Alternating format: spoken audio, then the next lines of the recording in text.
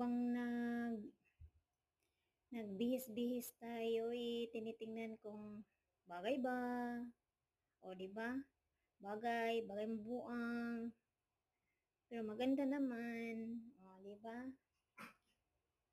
So, shout out sa lahat ng mga viewer diyan.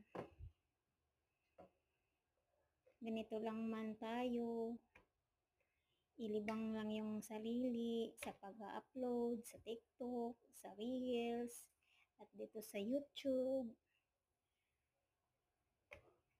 Kahit may mga problema, idaan na lang natin dyan para malimutan.